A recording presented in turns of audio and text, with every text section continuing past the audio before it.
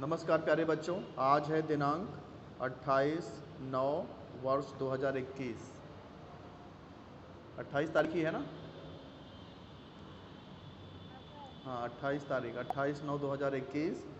और 9th H में हम लोग कर रहे हैं मैथ्स 2। और ये चल रहा है अपना 3rd चैप्टर, भूमिति रचनाएं।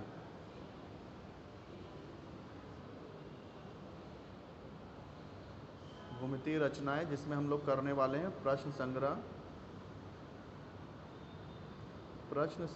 3.5। इसमें एक सवाल हो गया था, दूसरा सवाल मैं आपको बता देता हूँ।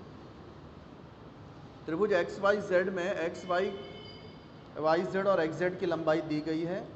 यहाँ पर एक्स वाई जेड समरूप त्रिभुज पी क्यू आर है। पी क्यू आर में भी पी क्यू की लंबाई दी है। त्रिभुज पी क्यू आर में भुजा पी क्यू की लंबाई दी है। त्रिभुज पी क्यू आर की शेष भुजाओं की लंबाई ज्ञात कीजिए। इस तरह के सवाल आपको 10th में भी मिलने वाले हैं। सॉरी, इस तरह के सवाल आपको 10th में भी मिलने वाले हैं, इसलिए इसको अच्छी तरह से समझिए बेटा। क्या क्या दिया देखो, त्रिभुज एक्स वाई जेड की भुजाओं की लंबाई दी है। क्या क्या दिया है? एक्स वाई की लंबाई 4 सेमी है। वाई आप लोग बोलो ना बेटा ज़रा। एक्स वाई 4 सेमी। फिर वाई जेड कितना है? 6 सेमी है। उसके बाद एक्स जेड 5 सेमी है। एक्स जेड 5 सेमी है। फिर और क्या दिया है? नहीं, उसके बाद दिया त्रिभुज एक्स वाई जेड समरूप त्रिभुज पी क्यू आर, ये दिया है। उसके बाद क्या दिया है? पी क्यू बराबर 8 सेमी। तो क्या करना है? त्रिभुज पी क्यू आर की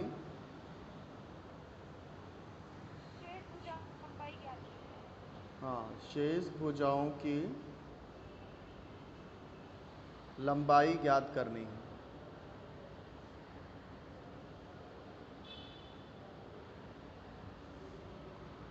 ठीक है, तो कैसे करेंगे देखो, यहाँ पे इसमें हल शुरू करते हैं। हल त्रिभुज एक्स वाई जेड समरूप त्रिभुज पी क्यू, इंक खत्म हो गई, पेन चेंज करना पड़ेगा। एक सेकेंड रुको।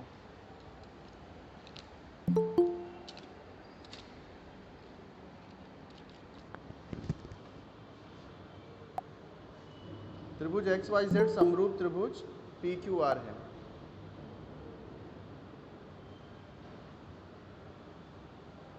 एक्स वाई जेड समरूप त्रिभुज पी क्यू आर दिया है। अब हमको देखो खाली भुजाओं की लंबाई ही ज्ञात करनी, तो हम लोग इसकी संगत भुजाएं हम लोग लिख देंगे। संगत भुजाओं का अनुपात। पहली भुजा इसकी क्या है? X Y. तो इसकी पहली, दूसरे त्रिभुज की पहली भुजा क्या है? P Q. तो एक्स वाई बटे पी क्यू बराबर, इसकी दूसरी भुजा है वाई जेड, इसकी दूसरी भुजा है क्यू आर, इसकी तीसरी भुजा है एक्स जेड, इसकी तीसरी भुजा है पी आर। तो ये अनुपात ये सब बराबर होगा। हाँ ठीक है। अब एक्स वाई का माप हमको दिया है, कितना दिया है? 4। पी क्यू 8 दिया है, तो पी क्यू यहाँ पे 8 आ जाएगा। वाई जेड कितना दिया है? 6। और क्यू आर हमें ज्ञात करना है। एक्स जेड हमें दिया है 5, पी आर भी ज्ञात करना है। अब हम तिर्यक गुणा करेंगे। पहले इन दोनों का तिर्यक गुणा कर देंगे। इसको अच्छा हम लोग छोटा भी कर सकते हैं, 4 एकम 4, 4 दूनी 8। अब हम तिर्यक गुणा करें तो आसान हो जाएगा। 1 इंटू क्यू आर बराबर 2 इंटू 6। तो 1 इंटू क्यू आर मतलब क्यू आर और 2 छंग 12 सेमी। तो क्यू आर 12 सेमी मिल गया। अब ऐसे ही इन दोनों का गुणा किया तो क्यू आर मिला। ऐसे ही पहले और तीसरे का गुणा करेंगे तो पी आर मिल जाएगा। 1 into P R is equal to 2 into 5। 1 into P R यानी पी आर और 2 पंचे 10 सेमी। तो ये त्रिभुज पी क्यू आर की शेष भुजाओं की लंबाई मिल गई। समझ में आया कि नहीं आया?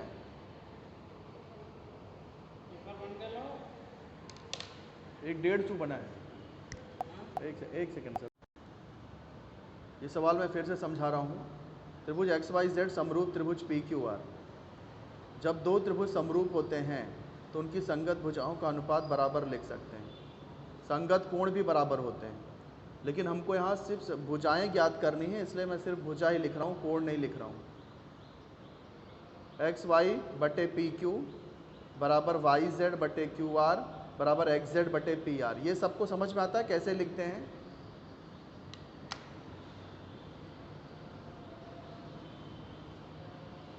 ये आता है कि नहीं ट्रिक? बहुत आसान है। इसकी पहली भुजा, फिर इसकी पहली भुजा, इसकी दूसरी भुजा, इसकी दूसरी भुजा, इसकी तीसरी भुजा और इसकी भी तीसरी भुजा। इधर कारण जब भी ऐसा लिखोगे, कारण लिखने का समरूप त्रिभुजों की संगत भुजाएं, समरूप त्रिभुजों की संगत भुजाएं। अब हमें एक्स वाई, वाई जेड और एक्स जेड के माप दिए थे और पी क्यू का भी माप दिया था, तो वो 1 2 3 चारों का माप मैंने लिख दिया जो हमें दिया गया था। त्रिभुज पी क्यू आर में पी क्यू दिया है और क्यू आर शेष भुजाएं पूछा है, यानी क्यू आर और पी आर का मान ज्ञात करना है, तो वो हमने वैसे लिख दिया। अब ये कट रहा था तो 4 एकम 4, 4 दूनी 8 कर दिया। अब इसका तिर्यक गुणा करें तो क्या होगा? 1 इंटू क्यू आर बराबर 2 इंटू 6, तो 1 इंटू क्यू आर यानी क्यू आर, 2 इंटू 6 यानी 12।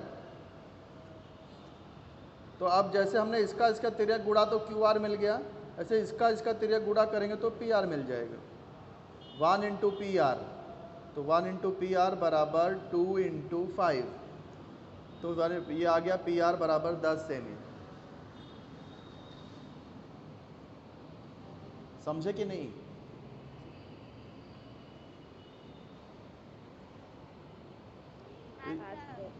इस तरह से दूसरा सवाल खत्म होता है। अब 3.5 का तीसरा सवाल करते हैं।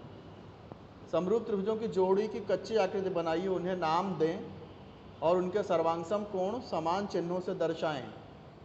त्रिभुजों की संगत भुजाओं की लंबाइयां समानुपात में हो ऐसी संख्या से दर्शाएं। तीसरा सवाल आप लोग पढ़े, आप लोग के पास किताब होगा ना? क्या क्या बोला? समरूप त्रिभुजों की जोड़ी की कच्ची आकृति बनाना है। तो समरूप त्रिभुजों की जोड़ी कच्ची आकृति बनाना है बिना माप के। तो चलो मैं एक जोड़ी बना देता हूँ। एक इसमें क्या करना है? एक त्रिभुज बड़ा बनाना है, एक त्रिभुज छोटा, लेकिन दिखने में दोनों एक ही जैसा दिखना चाहिए। अब ये इससे थोड़ा छोटा बना देता हूँ मैं।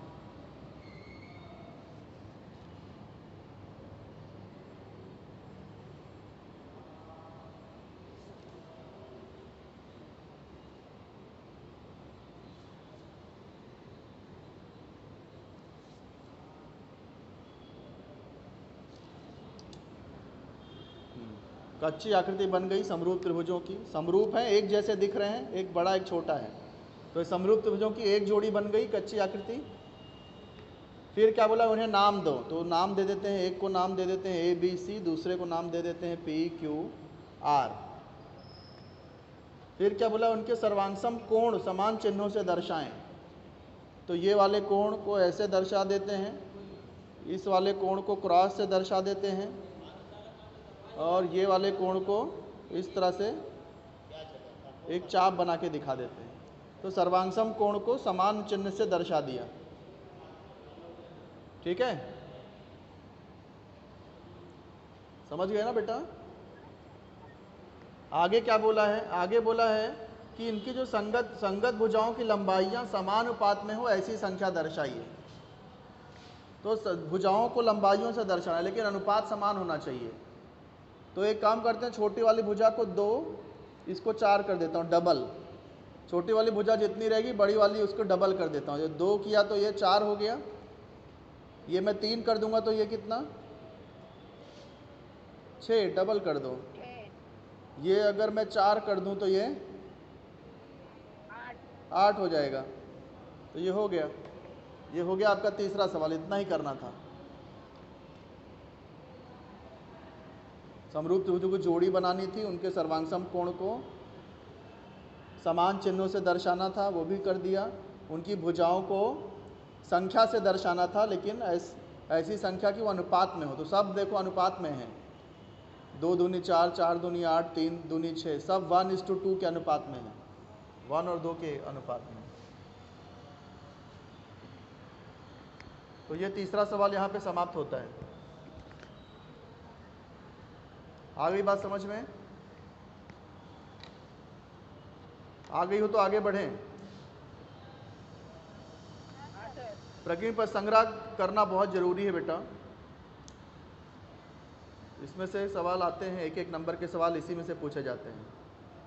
क्या है? सही विकल्प चुन करके उत्तर लिखना है। त्रिभुज की 2 भुजाएं 5 और 1.5 सेमी दी हैं, तीसरी भुजा की लंबाई कितनी होगी? तो आपको मैंने समझाया था, तीसरी भुजा की लंबाई याद है? इन दोनों को प्लस करेंगे तो उससे छोटी ही रहेगी। इन दोनों को जोड़ दे तो कितना आंसर आएगा? देखो 5 और 1.5 है, 5 है और 1.5 है, तो प्लस करेंगे तो 6.5 आएगा, और माइनस करेंगे तो देखो 5 मतलब 5.0, 5 का मतलब 5.0 होता है। 0 में से 5 नहीं जाएगा, यहाँ से उधार ले लेंगे तो ये 4 हो जाएगा, 10, 10 में से 5 गया 5, 4 में से 1 गया 3। मतलब जो तीसरी भुजा है वो 6.5 से छोटी होगी, 6.5 से छोटी होगी, लेकिन 3.5 से बड़ी होगी। 3.5 से बड़ी रहना चाहिए। तो इसमें से तीसरी भुजा कौन सी रहेगी? 3.5 से बड़ी ही रहनी चाहिए ना। लेकिन यहाँ पे क्या बोला है कि कौन सी नहीं होगी? यहाँ क्या पूछा है? तीसरी भुजा की लंबाई डैश नहीं हो सकती। तो देखो हम 4.1 नहीं बेटा, हमने क्या बोला? 3.5 से बड़ा रहना चाहिए। तीसरी भुजा 3.5 से बड़ी रहेगी, लेकिन 6.5 से छोटी रहेगी। तो यहाँ तो तीनों 6.5 से छोटी ही है, खाली ये देखना है 3.5 से बड़ी रहनी चाहिए। तो ये 3.5 से बड़ी है तो ये भी तीसरी भुजा हो सकती है। ये 3.5 से बड़ी है, ये भी तीसरी भुजा हो सकती है। ये 3.5 से बड़ी है, ये भी तीसरी भुजा हो सकती है। लेकिन ये 3.5 से बड़ी नहीं है, छोटी है, तो ये तीसरी भुजा की लंबाई नहीं हो सकती। 3.4 आंसर आएगा, डी। समझे कि नहीं?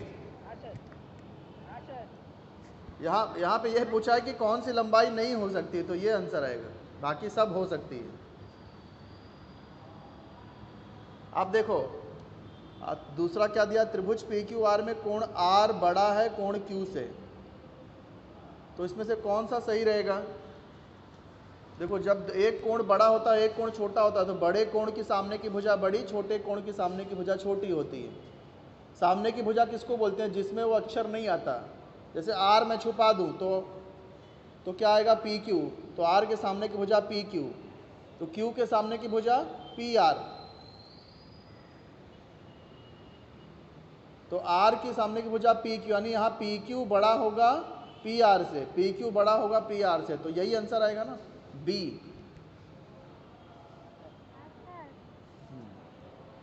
अब तीसरा देखो, त्रिभुज TPQ में कोण T 65 है, कोण P 95 है, तो निम्नलिखित में से कौन सा सत्य है? तो बेटा पहले तो आपको तीसरा कोण भी निकालना पड़ेगा। कोण T 65 है, कोण P 95 है, तो कोण Q कैसे निकालेंगे पता है? इन दोनों को 180 से माइनस कर दो, क्योंकि तीनों मिला के 180 होना चाहिए,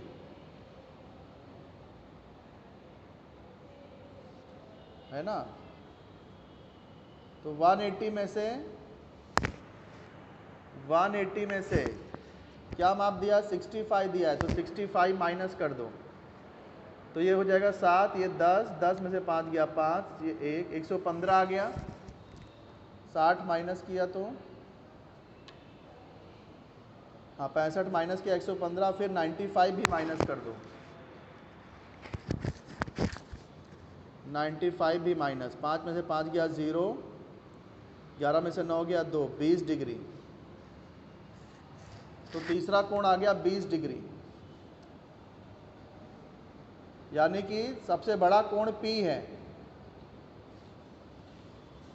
एक इसमें दिखाता हूँ, देखो कोण P की कोण T 65 था, कोण P 95 था, और कोण Q कितना मिला, 20 मिला।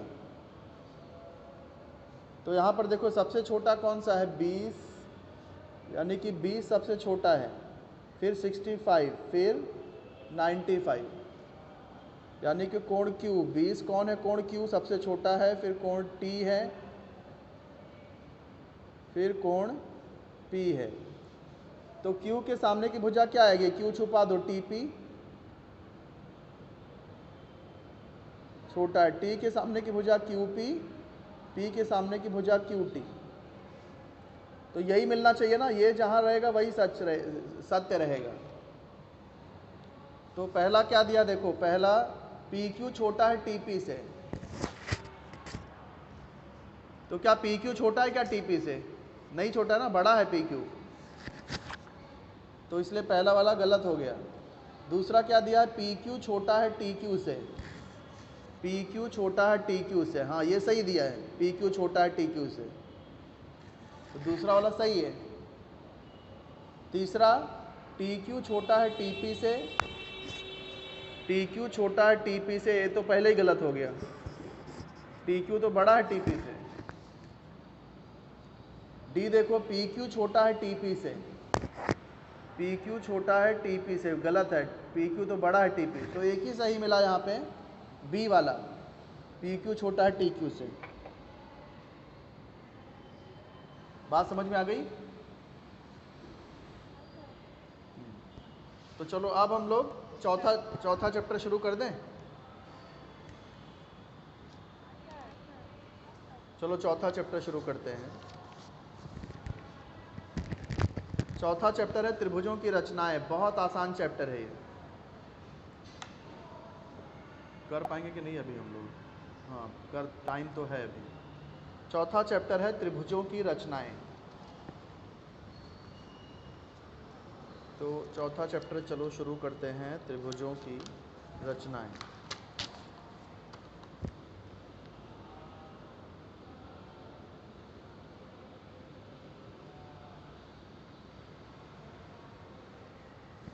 इसमें देखो सबसे पहले बेटा आपको लंब समद्विभाजक खींचने आना चाहिए। हाँ, जो बेसिक जानकारी क्या है इसमें, लंब समद्विभाजक आपको खींचने के लिए आना चाहिए।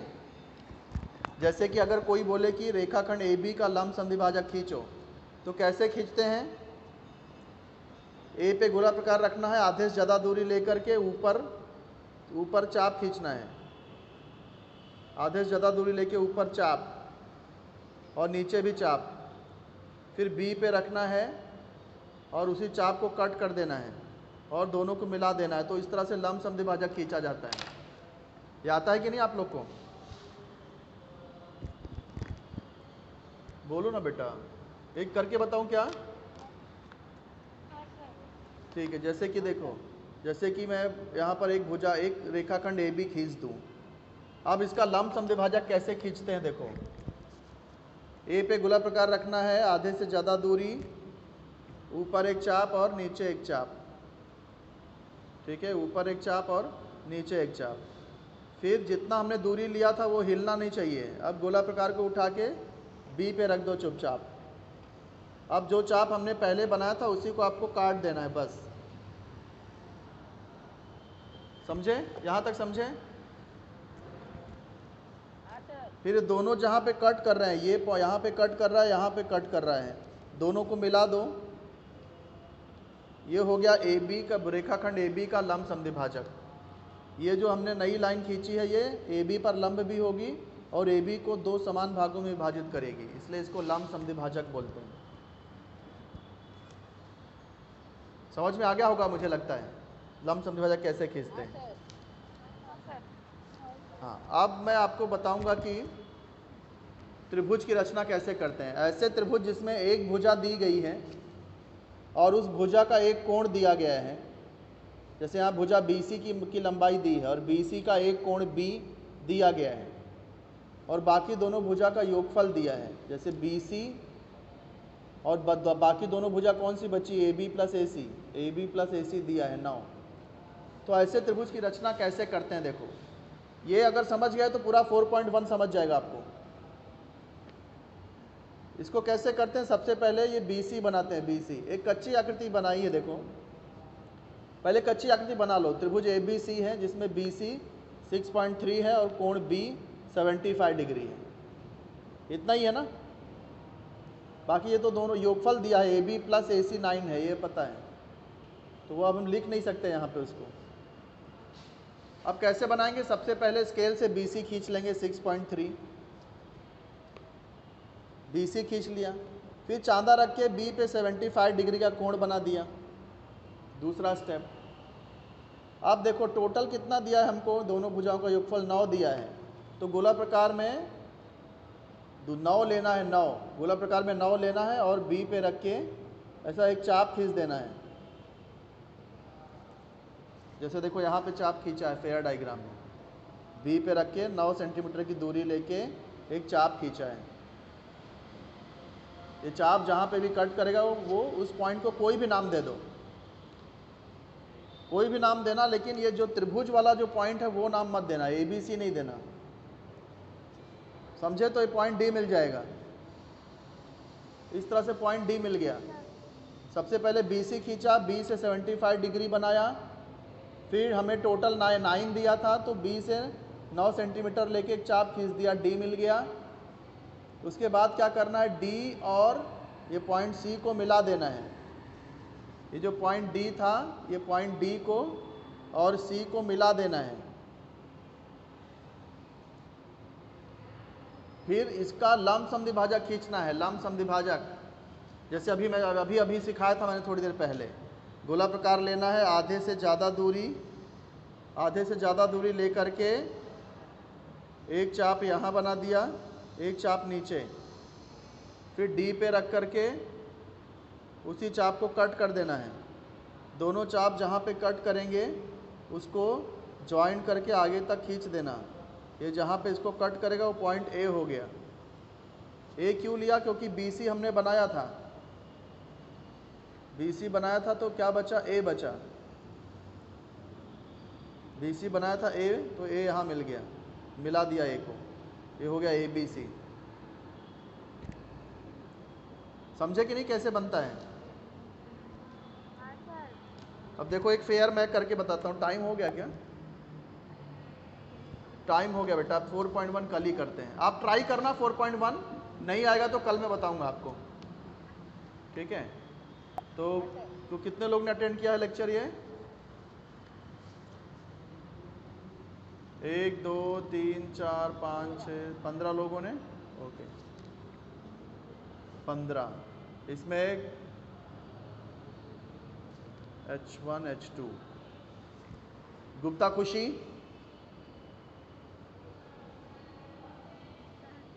हाँ 9th H1 गुप्ता आरती, फिर Aditya Maurya 9th H2 Aditya, Ali Akbar, Safina Sheikh 9th H1। कौन, क्या नाम है, सफीना शेख सफीना, सर। सफीना शेख। अर्जुन भाटी, शेख सफीना H1 की थी ना, हाँ sir. Arjun Bhati, Arjun yes sir 9th H1। Okay. फिर शाहू दीपांजलि, दीपांजलि नहीं बोल रही है। फिर फ़हीम शेख, सर हयात बादशाह 9th H2 हयात 9th H2। Harish Kumar, Harish Kumar, 9th H2। Ritika, फिर हीरालाल, हीरालाल यादव, आवाज ही नहीं आ रहा है। कौन है, कोई बता पाएगा हीरालाल यादव की आईडी से कौन जुड़ा है? साक्षी यादव 9H2। साक्षी यादव ना, अच्छा साक्षी है वो, साक्षी यादव 9th। कविता गुप्ता, कौन गुप्ता? बीना 9H1। फिर मंजारुल शेख, मंजारुल शेख,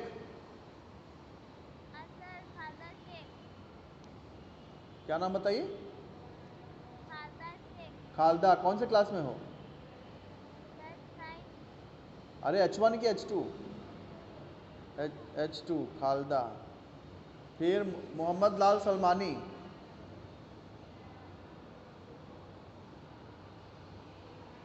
जल्दी बोलो, मोहम्मद लाल सलमानी, नहीं बोल रहे हैं। राहुल विश्वकर्मा, शगुन विश्वकर्मा 9H2। शगुन, शगुन का हो गया। फिर Rambaran Kanaujia, Manish Kanaujia 9H2। 9H2 Manish. Sameer Prajapati, Sameer Prajapati 9H1। Sameer 9H1। Sonu, प्रिया गुप्ता 9H2। प्रिया। ठीक है बेटा, होमवर्क कर लेना, ओके, चलो बाय।